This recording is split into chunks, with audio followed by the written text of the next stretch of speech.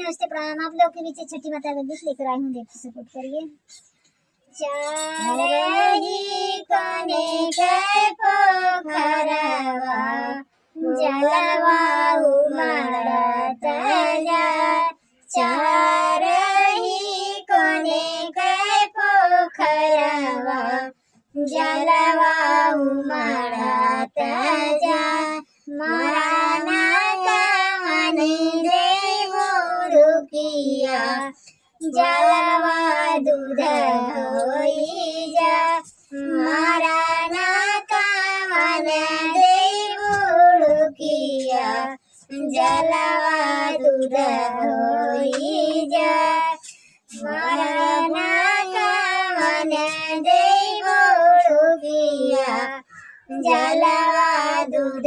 होई जा, चारही कोने के पोखरवा जलवा उमड़त जाए, चारही कोने के पोखरवा जलवा उमड़त जाए, पहिराना कावन राम चुनरिया,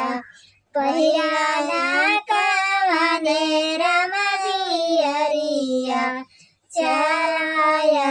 देव जा, पहिरा कावन राम पियरिया, चलाया दिया, चलाया दिया, पहिराना कावन राम पियरिया, चलाया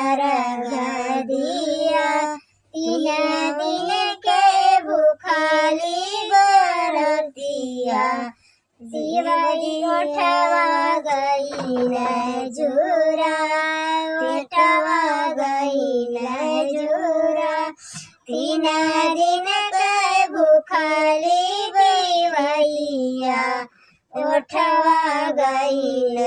जुरा, उठवा गई न जुरा, चारही कोने के पोखरवा जल